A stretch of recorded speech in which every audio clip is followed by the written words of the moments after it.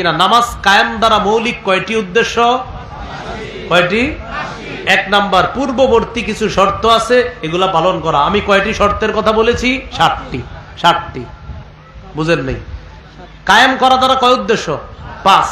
আর প্রথম উদ্দেশ্য হলো কিছু শর্তগুলো আছে, এইগুলা প্রতি গুরুত্ব দেওয়া। এই জাতীয় কয়টা শর্ত বলছি? 60টা। এবার দ্বিতীয় উদ্দেশ্য নামাজ কায়েম দ্বারা আল মুহাফাজাতু আলার রুকুই ওয়াস সুজুদ, রুকু সেজদাগুলা গুরুত্ব সহকারে আদায় করা। সহিহ বুখারীর বর্ণনা 757 নম্বর হাদিস, 757, দুই পাশে দুইটা 7, মাঝখানে 5। এবার মাঝে মাঝে মজা করে বলি যেন আপনাদের একটু মুখস্থ থাকে হাদিস। আর একবার একটু মুখস্থ হইলে সমস্যা কি? তো খারাপ না, ভালো। চা দোকানের সামনে দাঁড়ায় বলে ফেলবেন, ভাই বুখারী 757 নম্বর হাদিসে কিন্তু এই কথা আছে।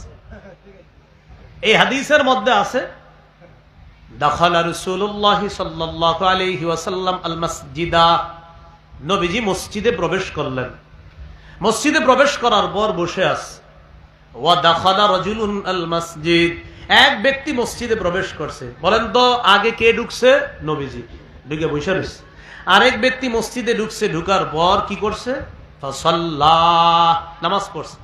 তার নামাজটা নবীজি দেখছে।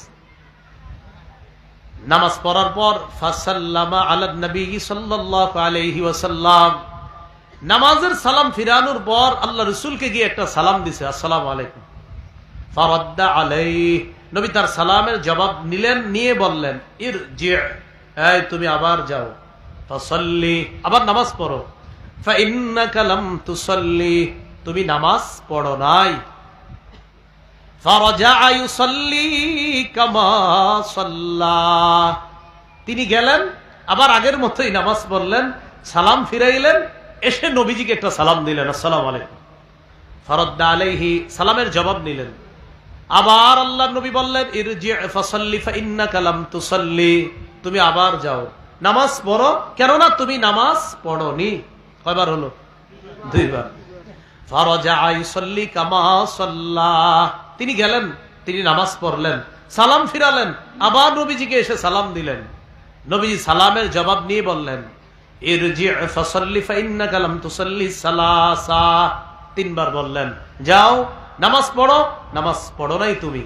তিনি এবার বলে ফেললেন ওয়াল্লাযী বা'আসাকা বিল হাক্কি মা উহসিনু গায়রা ফাআল্লিমনি ইয়া রাসূলুল্লাহ,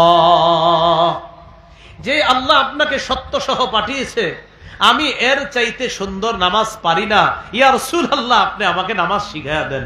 কয়বার পড়ছে নামাজ? নবী 3 বারই বলছে আবার পড়ো, আবার পড়ো। তিনি বললেন হুজুর আমি এর চেয়ে ভালো পারি না, আপনি আমাকে নামাজ শিখায়া দেন। فقال رسول الله صلى الله عليه وسلم اذا قمت الى الصلاه فكبر, তুমি যখন নামাজের মধ্যে দাঁড়াও তাকবীর বলে হাত বাঁধবা, সানা পড়বা, ফাতিহা পড়বা, সুম্মা করা মা তায়াসসারা মাআকা মিনাল কুরআন, কোরআনের যে সূরাটা সহজ এটা তুমি পড়বা। পড়ার পর বলেন তো এরপর কেরাত শেষ করার পর কোথায় যাই আমরা? রুকুতে। সুম্মা রুকা, এরপর তুমি রুকুতে যাবা। হাত্তা তাতমাইন্না রাকিআ, রুকুতে তুমি এমন ভাবে থাকবা যেন তোমার ইতমিনান হয়, তোমার দিলে যেন এই সাড়া দেয় যে তুমি ইতমিনান ধীরস্থির ভাবে রুকু আদায় করতেছো। অনেকে রুকুতে গিয়ে আপনার কোনো মতে যায়, আবার তাড়াতাড়ি উঠে যায়, তাড়াতাড়ি ওঠে। নবী বলেছেন তিলকা সালাতুল মুনাফিকিনা, তিলকা সালাতুল মুনাফিকিনা, তিলকা সালাতুল মুনাফিকিন, এটা মুনাফিকের নামাজ, এটা মুনাফিকের নামাজ, এটা মুনাফিকের নামাজ। দ্রুত রুকুতে যাওয়া আবার ওঠা, এটা মুনাফিকের নামাজ। বলেন তো আমার সাথে রুকু কি দ্রুত করব না ধীরস্থির ভাবে? আল্লাহ তৌফিক দান করেন। এবার রুকু থেকে উঠলেন, নবীজি বলেন সুম্মা রুকা, এরপর রুকু থেকে উঠবা, উঠার পর হাত্তা তা'তাদিলা কাইমা, ধীরস্থির ভাবে দাঁড়াবা। দেখেন আমাদের কিছু মুসল্লি ভাই আছে এমন, রুকু থেকে মাথা উঠায়া মাথাটা ঝুঁকায়া রাখে, পুরা দাঁড়ায় না, এমনি বাঁকা হয়ে থাকে, আর বুঝায় ইমাম সাহেব ধৈর্য কিন্তু আর হইতেছে না, আপনি তাড়াতাড়ি সিজদা যান। ইমাম সাহেব কি বলে? সামি আল্লাহু লিমান হামিদা। তো অনেক মুসল্লি দেখবেন সোজা হয়ে না দাঁড়ায়, এমনি রয়েছে, মানে বুঝায় ইমাম সাহেব আপনি সিজদা যান না কেন? উনি সোজা হয়ে দাঁড়ায় না, বাঁকা হয়ে থাকে। এটা আজকে থেকে আমরা করব না। বলেন ইনশাআল্লাহ। কেউ যদি করে মোহাব্বতের সাথে বলে দিব, ভাইজান এইভাবে করবেন না, রুকুটা সুন্দরভাবে দাঁড়াবেন, দাঁড়িয়ে আপনি রুকু থেকে যখন দাঁড়াবেন ইতমিনানের সাথে সুন্দরভাবে একদম সোজা হয়ে দাঁড়াবেন, এরপর আপনি সিজদা যাবেন। তো রুকু থেকে দাঁড়িয়ে আপনার যদি ইমামের পিছনে থাকি আমরা, তাহলে কি বলি? রব্বানা লাকাল হামদ, অথবা আল্লাহুম্মা রব্বানা লাকাল হামদ, অথবা আল্লাহুম্মা রব্বানা ওয়া লাকাল হামদ, অথবা রব্বানা ওয়া লাকাল হামদ। সময় থাকলে পড়তে পারেন হামদান কাসীরান তাইয়িবান মুবারাকান ফি।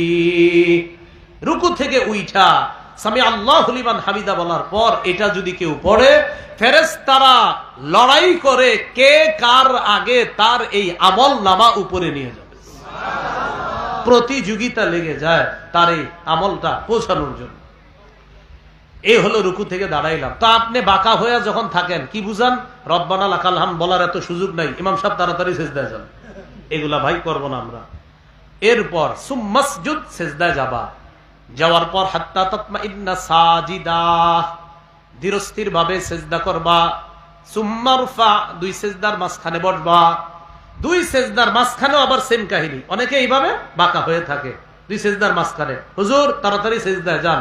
মনে রাখবেন কিছু কিছু মানুষ এতটাই বাঁকা হয়ে থাকে যেন তার দুটি সিজদা মিলে একটি সিজদা হয়। কিছু মানুষ এতটাই বাঁকা হয়ে থাকে যেন দুটি সিজদা মিলে কয়টি হয়? একটি হয়। কারো মাজায় পিঠে সমস্যা থাকলে সেটা ভিন্ন কথা, কিন্তু আপনি সুস্থ হয়ে যে আমি এখন বসে রয়েছি কিন্তু সিজদা এইভাবে রয়েছি, এটা কেন? সিজদা থেকে উঠা এইভাবে না, আমরা সোজা হয়ে বসবো। বলেন বসার পর, বলেন দুই সিজদার মাঝখানে আমরা পড়বো আল্লাহুম্মা গফিরলি। বলেন তো সবাই আবার, আবার আবার আবার পড়েন তো, বলেন আল্লাহুম্মা গফিরলি ওয়ারহামনি। এই ছোট্ট দুইটা মুখস্থ থাকবে তো, তা তিনবার সবাই দোনোটা বলেন আল্লাহুম্মা গফিরলি ওয়ারহামনি। পড়েন ওয়ারহামনি, আবার আল্লাহুম্মা গফিরলি ওয়ারহামনি, আল্লাহুম্মা গফিরলি ওয়ারহামনি। এই দুইটা আপনারা বলেন। আরো বড় আছে দোয়াটা, আল্লাহুম্মা গফিরলি ওয়ারহামনি ওয়াজবুরনি ওয়ারফানি ওয়াহদিনি ওয়াআফিনি ওয়ারযুকনি।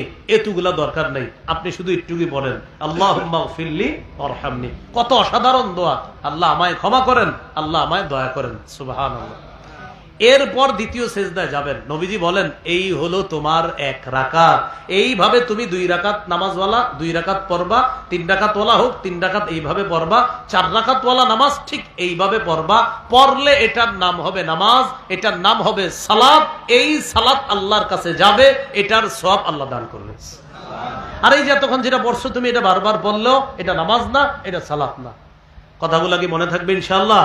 এই হলো রুকু সিজদা, আমরা ধীরস্থির ভাবে করব ইনশাআল্লাহ। বলেন আমার সাথে সবাই, বলেন নফল নামাজে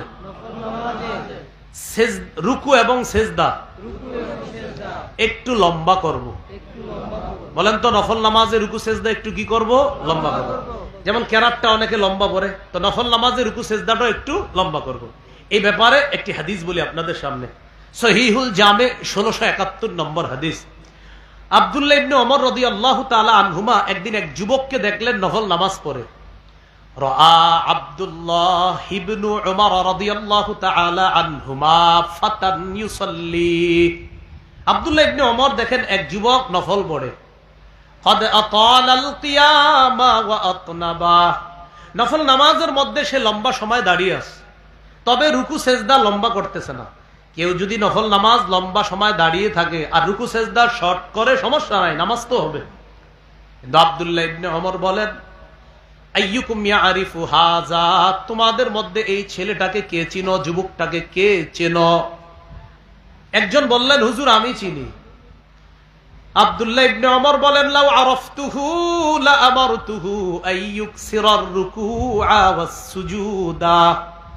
আমি যদি যুবকটিকে ভালোভাবে চিনতাম, আমি তাকে বলতাম নামাজের মধ্যে যেমন লম্বা সময় তুমি দাঁড়িয়ে কাটাও, রুকু সিজদা একটু লম্বা সময় থাকবা। আমি তাকে বলতাম নফল নামাজে যেমন লম্বা সময় দাঁড়াও, রুকু সেজদা একটু লম্বা সময় রুকু করবা, সেজদা করবা। কেন?